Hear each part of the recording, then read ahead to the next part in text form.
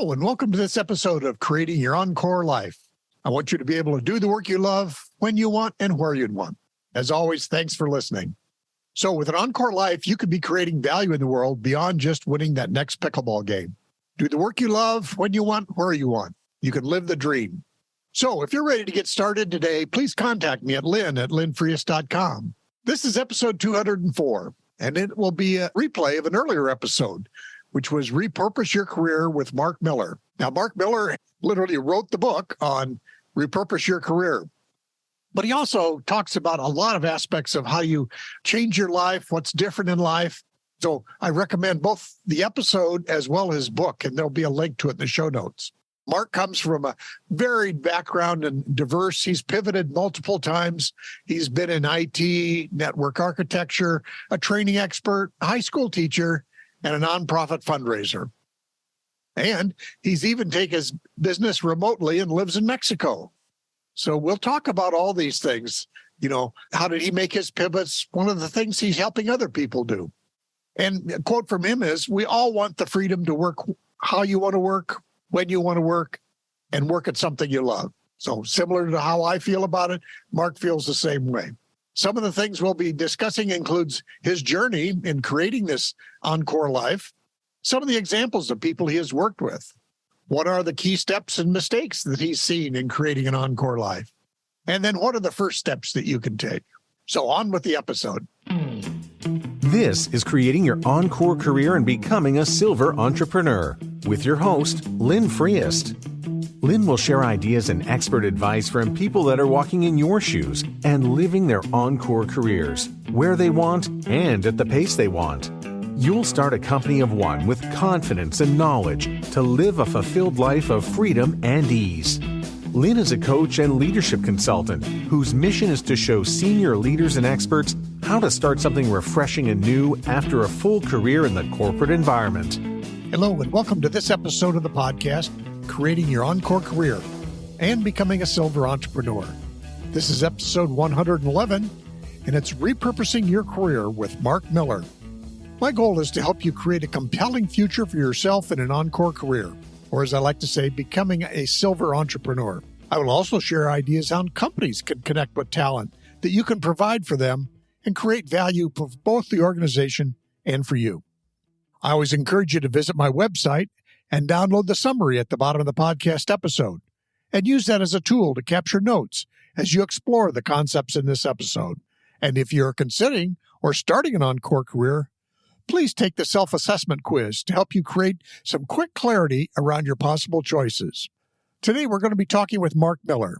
Marc has literally written the book on Encore careers, and it's titled Repurpose Your Career, a practical guide for the second half of life. And it's in its third edition. Marc comes from a varied and diverse background. He has pivoted multiple times in his career. He's been in IT, a network architect, a training expert, a high school teacher, and a nonprofit fundraiser. He's even taken his business remotely and lives in Mexico. Marc started Career Pivot to help those in the second half of life make meaningful career decisions. As he says, we all want freedom to work how you want, when you want, and work on something you love. So some of the questions we'll talk about today include his journey in creating a career for the second half of life, examples of people he has worked with, what are the key steps and mistakes that he has seen, and what are the first steps in creating your Encore career. Welcome, Marc. Again, I'm very grateful to have you on the podcast to share your wisdom with my audience, and I'm looking forward to it. Marc, I'd really ask you to introduce yourself. Tell us a little bit about your journey. I know you've had a long and very successful journey, and now you're even located in Mexico. So please share your journey with us. Sure, Lynn. I am a recovering engineer. Yes, there's a 12-step program for that. And my journey started with 22 years at IBM. They screwed me in my pension in 99. I left and went to work for a successful startup. Turns out them screwing my pension was a huge financial windfall. I went to work for a semiconductor startup. We were acquired by Lucent. So I joke, I originally worked for IBM or the Borg. Yes, I was assimilated. Resistance was futile. And then my startup I worked for, Agira, was acquired by Lucent, which was the sister of the Borg. I then had a near fatal bicycle accident back in 2002. I hit a car head on at 50 miles an hour, and that was on a bicycle. Our combined speeds were over 50. Spent 5 days in the trauma center, tore up a knee, broke a hip, dislocated a shoulder, broke a bunch of ribs, broke the clavicle. I had imprints, the pads of the helmet in my head, but I had no internal injuries and no brain injuries I'm willing to admit to. They had me walking in crutches in 3 days. I was back on a bike in 10 weeks and flying back to China in 4 months. Oh, by the way, I flew into Guangdong province, Shenzhen, November of 2002, which was the epicenter of SARS-V1. I got great timing. That left us, that startup, we didn't get rich, but we got debt free. Son graduated from college in 2002, and that allowed us to pay off the house, finish funding our kids' college education. So in 2003, I laid myself off, and actually 2004, and I went off and taught high school math for a couple of years. Couldn't do that. I had convinced myself I was an extrovert. I was not. I had made myself into something I really wasn't. I was a geek that could speak. I'm not. I collapsed in my second year.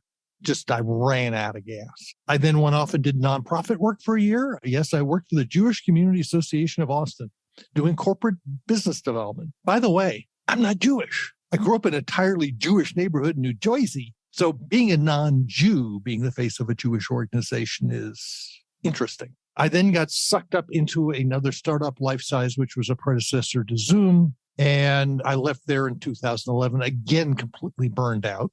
Notice the pattern here. And I started Career Pivot in 2011 because I saw so many folks in our age demographic who had been spit out in the Great Recession. And I kept on looking, well, who's really focusing on our careers? And the answer was almost no one, because we were all supposed to go retire. And I hired a young history major who just graduated from St. Edward's University to do some research. He knew how to dig through databases. And I gave him some 10 questions. I said, go get me the facts behind it. And the data he found wasn't bad. It was god-awful ugly. And to a large extent, hasn't gotten any better. We are still very ill-prepared to, quote, retire. And so that's when I started. My career has been constantly pivoting. I've made so many career changes, make your head spin. And even when I'm teaching high school, I was highly successful. I couldn't do that and stay healthy. I started a coaching practice. I wrote the Repurpose Your Career. We're now in the 3rd edition. I launched the podcast in 2016 to support the 2nd edition. And about 2016, the end of it, October of 2016, I got my October surprise. It had nothing to do with Hillary Clinton. I got my health insurance premium, and it had gone up 80%. My wife and I were both self-employed. We were under 65 pre-Medicare. And at that point, we said, yeah, let's think about becoming expats. And we landed here in Ajijic, Mexico, and it's AJIC, in June of 2018, primarily for healthcare. And we've gotten phenomenally good healthcare at a fraction of the price in the U.S. And my wife is a retired nurse, which means she's a total pain in the butt patient. But I moved from a direct coaching practice to a membership model because my thought was I wanted to model something after the job club that I had been involved with for a dozen years in Austin, Launchpad Job Club, around the concept of it takes a community, and many of us either have to or want to continue to work into our 70s. How are you going to do that? There's so many ways to make money now and find fulfillment that doesn't involve working for the man. I don't know about you, but I don't ever want to work for somebody again. And there are a gazillion ways. So one of the things I've focused on is how do we, particularly with this pandemic, how do we help people cope with what's going on? But also, how do you shift your mindset away from the way we were raised to what today's world looks like? I was raised to be an employee, to go work for a father-like company that would take care of me. And I would walk off into the sunset with a pension. Now I don't even know how to define the word pension because no one has one anymore. That's where I'm sitting these days. Great. And I think that's interesting too. I've also been intrigued by the flip side, in some of my consulting work, I'm an engineer also, and I've done some consulting around manufacturing here in our local area. But in general, nobody can find people. So it's one of those things where we don't have enough talent, and yet we have our age demographic, in some cases, on the sidelines, whether they want to be on the sidelines or not. It's interesting. Another thought curious, and you mentioned, was the mindset, or sometimes I phrase it as habits of thinking and habits of action. And I think that was something that at least I found I had to make a big shift coming out of the corporate world, because whether it be how my mindset or my thinking, or literally how I organize my day, all of a sudden I have complete freedom to do it. But I had to create some new habits to actually get something done. One of the things I've done in my community is put accountability partners and put mastermind groups in, because very often we got accountability from our employers. The other shift of mindset that requires very often is, I often talk about, with the pandemic, there's tremendous disruption. And so with disruption comes opportunity. So do you look at that disruption as, oh crap, which means you probably have a fixed mindset? Or do you say, wow, let's see what we can do with this? That is a growth mindset. And to quote Diane Wingert, who I've had on my podcast twice, she's an entrepreneur coach. I love her comment that says, you have to get started before you're ready. Now, how many of us grew up with the mantra, if it's not worth doing right, it's not worth doing? So if we wait until we can do it right, probably 15 people or 100 people will go flying by us beforehand. And we have to be willing to say, okay, I'm going to do this imperfectly. I'm going to learn from it. I might fail. And of course, we came out of the generation where failure was not an option. Now it's fail often, fail fast, fail forward. That's a really different world than we grew up in. Absolutely. My background in manufacturing was Six Sigma. We were going to be 99.99% sure we were right before we did something. Then I've started working with myself and entrepreneurs, and all of a sudden, hey, you better start moving when you have 65% of what you need to know, because one, you may never know more than that, and you can't wait. It's interesting. A lot of people look at the innovations in manufacturing, for example, and say, oh, this is all new, like 3D printing. By the way, I bought a 3D printer at IBM in 1989. Technology's been around a lot longer than you think. But the willingness to implement it and take advantage of it. And of course, the computing power has greatly increased in the materials you can use with it. But you have to be willing to take risks. And you working for a big manufacturing company, me working for big computer companies, you didn't take risks. No, not at all. Yeah, that shifted mindset. A good friend and coach of mine currently, she keeps reminding me, I have to be comfortable practicing in public. So whether it be starting a podcast or putting myself out there in some other way, that whole idea of practicing in public is not something I spent most of my career doing. That's right. Going out and sending out a lot of requests. I have a good friend, Gary O'Neill, who's been on my podcast several times, and he's a recruiter. He'll say, I want you to email 600 people. And people go, oh, but I'm going to get a lot of rejection. He says, no, you're not. You may get a lot of silence. But if you get a 20% response rate, that's possibly 120 people you get to talk to. That means you got to put yourself out there and be vulnerable. And most of us guys don't like being vulnerable. It's one of our weaknesses. So as you think about some of the people yourself or the people that you've been helping, what are some of the key first steps you've encouraged them to make, or recalling what you made? What are the first things, if we're going to take that step out of the corporate life, what do we have to do first? For a lot of us, when we say, okay, I don't want to work for someone else anymore. For most of us, I want to help somebody. Okay, who exactly do you want to help? It's not everybody. Is narrow that down. And the more you can niche down, the better. And the second step is, how do you want to help them? In other words, what process do you want to take in order to provide the kind of service you want to provide? And then third is, will those people accept your help? And some of this is, I had Diane Wu David on my podcast. She wrote the book Future Proof. And in your current job, what she recommends is experiment with your career.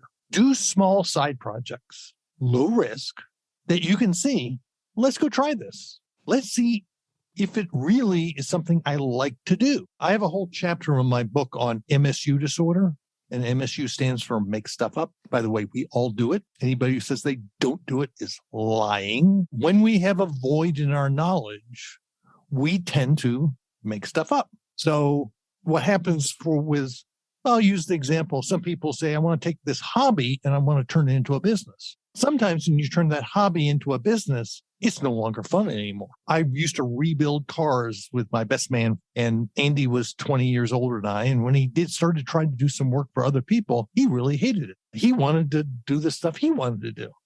So it isn't necessarily that you can take your passion and turn it into a job or into a money-making scheme, because it may not make sense, but you got to go try it. And the other piece is, particularly at our age, is how much money do you need to make? Do you need to make money at all? I've got a guy in my online community that I wrote up, David Jenkins, who's now a city council member in La Plata, Maryland. He didn't do it to make money. He actually had to run a political campaign. I've got another gentleman who is working for now Get Set Up. And GetSetUp.io is a Series A startup that I've partnered with that is one of the senior learning platforms. He's teaching and managing the travel section, right? And then I've got another gentleman, he needs to make money. Then I've got another gentleman, Alec Aarons, who's going to be on my podcast here shortly, who he started coaching practice. And he's also teaching for a couple of these platforms. He's found some coaching platforms. And by the way, he's doing this to fund his photography, which he also hopes to make money from. And all three have very different monetary needs, all have taken very different approaches, but in every last one, their quote, encore career sometimes is attached to what they used to do, as with David, who used to be in city government, and other people like Alec was a financial CFO kind of guy. Russ Eanes, who's working for Get Set Up, by the way, he was the executive director for Menno Media, the publishing arm of the Mennonite Church. And by the way, they didn't make a direct line to any of these. Right. Yeah, I know one thing I worked on for myself, and I've encouraged others, is that in the corporate world, we get so used to thinking of ourselves in terms of job titles or job descriptions or whatever. And I know several people have encouraged me to think deeper about the activities that you've done and that you enjoyed, because it may morph into something different than you would have expected, but don't get stuck on your job titles when you move forward. I can't remember who on my podcast talked about this, but sometimes we brand ourselves around our profession, doctors, lawyers, engineers, or sometimes we brand ourselves around the companies we work for. And in either of those cases, when you take that away, some people lose their identity. I saw that. I went through the near bankruptcy at IBM in the early 90s when I was in my 30s, and I had a whole bunch of colleagues who had been there for 25, 30 years and were told to walk out the door and retire. And they weren't ready. They lost their entire sense of identity because they were IBMers. And that's where I realized I don't ever want to be like that.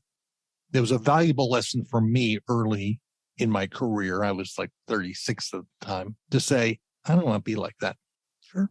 And it's never too late to change. As you've mentioned, several people that have, again, rethought of what they are, and that allowed them to rethink what they do also. What are some of the missteps you've seen people make?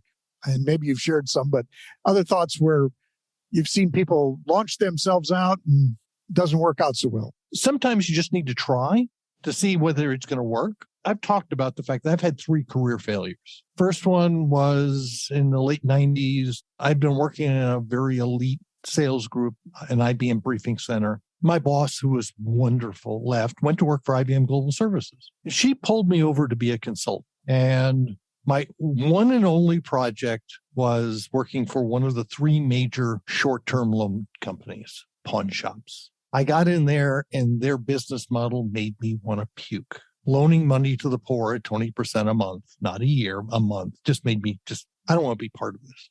And I worked with a bunch of unhappy people, unhappy married people, unhappy divorced people, unhappy single people. I don't want this. I bailed at 9 months. Said, I've had enough. I failed and I recovered just fine. Now, I had places in IBM. I had a plan B. My school teaching is another good example of where after a year and a half, I couldn't do this. I got depressed. I should have quit after my first year, but failure is not an option. And it took me a long time to recover.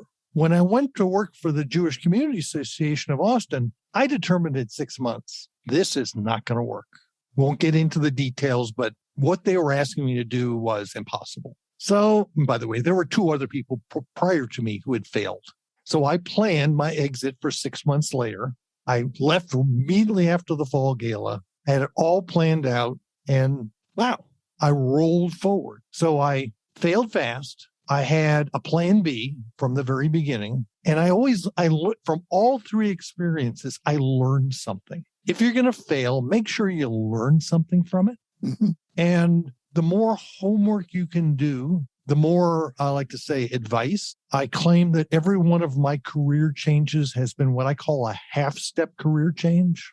In other words, I had 1 foot in the old world, 1 foot in the new world, and there was almost always a relationship that pulled me across. In other words, I never did it alone, which means you got to go ask for help. Ooh, that help word. And yeah, sometimes you're going to fail. That's okay. As long as you understand the ramifications, minimize your risks, understand what risk really means. I'll use the example. We had a conversation inside my online community in one of the mastermind groups around risk. Now, I can look back at my career and my life, and I've done some things that I thought were real risky. When I left IBM, I thought I was taking big risks. I wasn't taking a risk. We were in the process of being acquired by Lucent. It was not a risk. But then again, when I went on my bicycle ride, where my wife thought I was nuts, I'm just going bike ride with my club. Turns out I was going on an incredibly dangerous road. I'd been on it before. It was the big deal.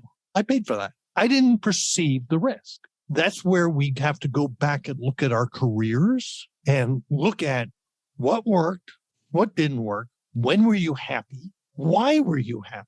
And that can offer you a lot of insight into who you are. Yep, absolutely. Also, you mentioned several times the mastermind groups, and certainly that's something that I've found very beneficial because as a solo entrepreneur, quite frankly, it can be kind of lonely. And especially when you're trying to learn things. And so I've had the good fortune to be engaged in several different groups where they may not have had the same business I had, but we were all learning, quote, business together. And for me, that was a big help. And so I'm sure your mastermind groups provide that for each other. Yeah. I mean, for anybody who's not familiar with the mastermind concept, it's typically used with small business owners, solopreneurs, where you meet on a regular basis. And there are a couple different formats, but the idea is allowing you to ask for help from the mastermind, the collective thought. And the goal is to get you out from inside your own head, because we know the inside of our head is a very dark place. A lot of graffiti on those walls. Yeah, there's a lot of stuff we make up. And it's great when you say, I think I'm going to do that. And people go, boy, that's a really good idea. Wow, that is really stupid. Why did you think that? And you can have an honest discussion on what's your thought process. And it's interesting. I've reached a point in my life where I'm 65 years old. We're living in a very inexpensive paradise in Mexico. In my business, I no longer have to make decisions based on what's going to make me money.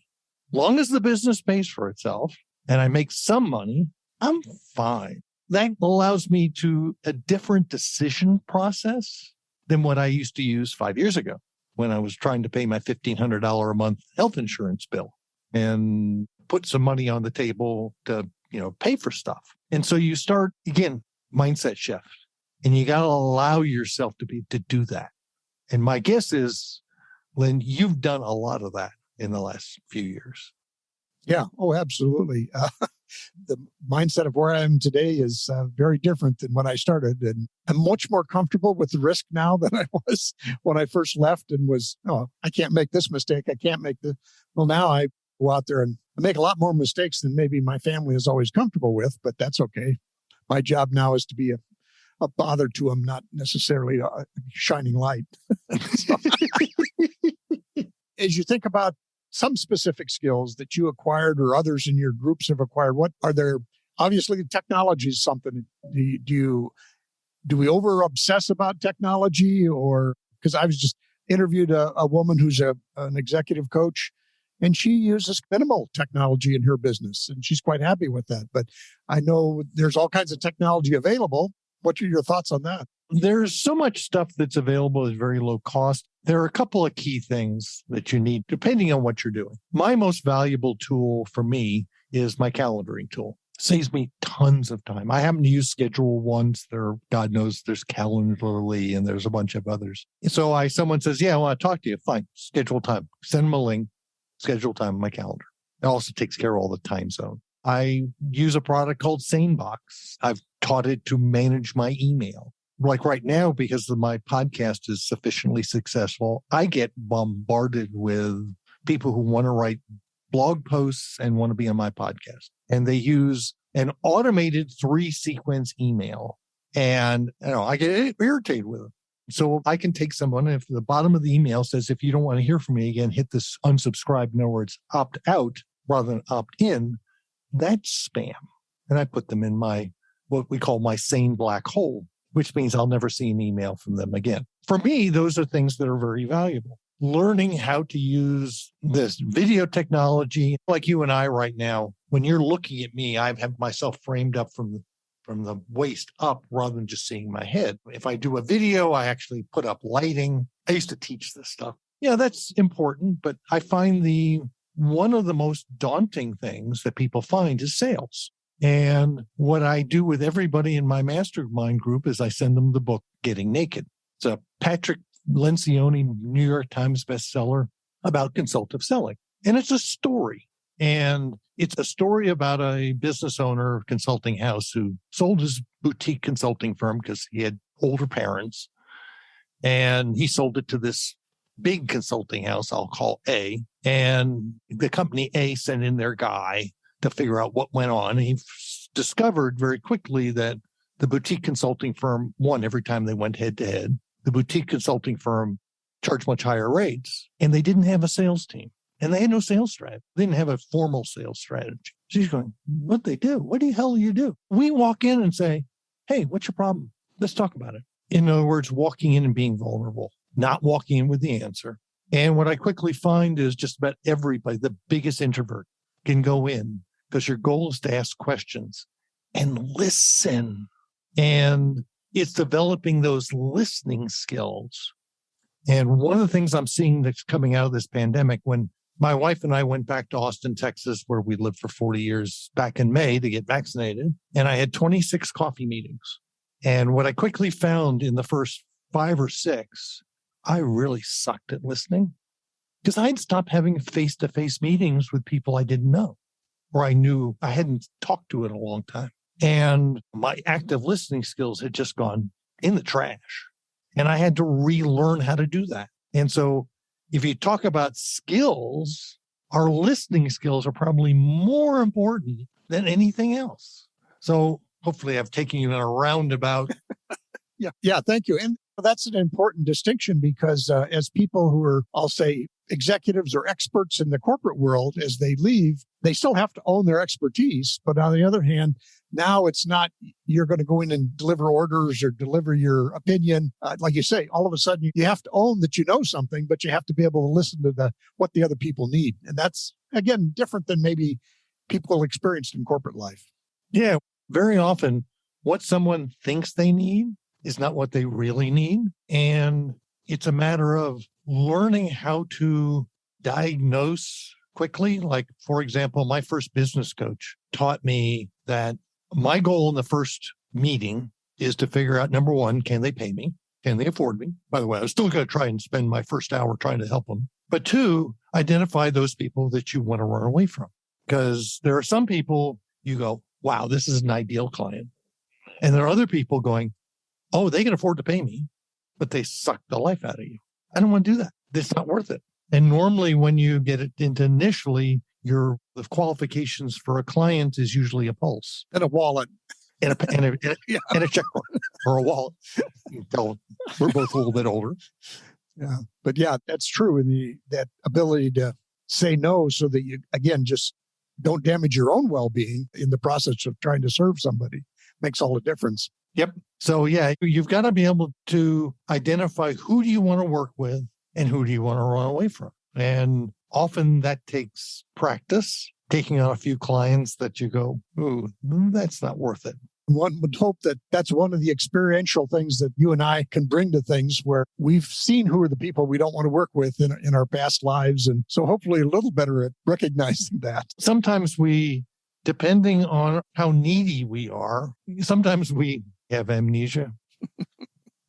I joke, I left my first tech startup and I left tech and went to teach high school math and said, I'm never going back to tech. Then after teaching and then going to work nonprofit, I did what is typical of I returned to what I knew.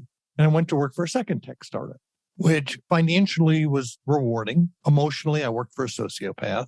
In many ways, it was a horrible experience. Financially, I rode out the Great Recession. I joke, I hired on December of 2007, the beginning of the Great Recession, and rode it out through 2011. But it was a horrible experience. And I paid for it, my blood pressure, my health, my mental well-being. But I learned a bunch, but not doing that again. I made the knee-jerk reaction to go back to what was familiar. What is familiar isn't always what's good for us. I think that could be a whole nother conversation, a whole nother podcast, is the whole how much attention we should pay to our well-being, especially as we don't have 30 years, nor are we 30 years old. We need to pay more attention to that. And everyone should, but interesting concept. Well, I thank you very much, Marc, for your time and attention and your insights here. And we will include in the show notes all the links to you have a marvelous depth and breadth of information that people can work with you or learn from you on. And with that, again, I thank you. Any final thoughts you have for the audience?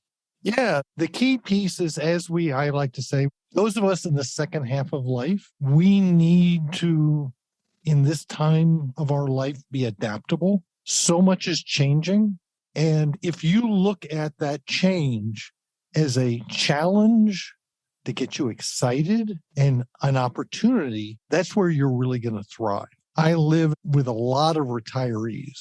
And you know what? I don't want to retire. I think retire is a dirty word. My intention is to live till, well into my hundreds. Fortunately, I actually hike with some 75, 80-year-old women who kick my butt going up the mountain. That's my role model. And so what do you want to be in 10 years, 20 years? Because for most of us, by the way, we're going to live into our 90s. Yeah. It's how do you want to spend 20, 30 years, whatever it might be. Yep. And understand what's important to you. I mean, when we moved here, we've gotten rid of almost all of our stuff. We have very few possessions anymore. There's some people look at me going, I can't give up X, Y, Z. And those are what we refer to as anchors. And just like we talked about, you have an older parent, it's an anchor. It's a very reasonable anchor, but understand what your anchors are. And are they really that important? Again, thank you, and very much appreciate your time and insights. So have a great week and enjoy that warmer weather, I guess you have. It's only a mere 72 degrees here today. Oh, okay. Again, many thanks to Marc for sharing both of his experiences and what he has helped learning others to make the pivot to an Encore life. We appreciate all the information he gave us. And again, I recommend highly that you visit his website, his podcast, and his book. It's called Repurpose Your Career, a practical guide for the second half of life. And again, I encourage you to check in on my resources because, again, I want you to help you have that life that you want as you reach into this next chapter, whatever it may be. So please visit my website or my podcast and sign up for some new information that will come out to you. Again, my website is linfriest.com. So thanks for listening, and we'll see you next time.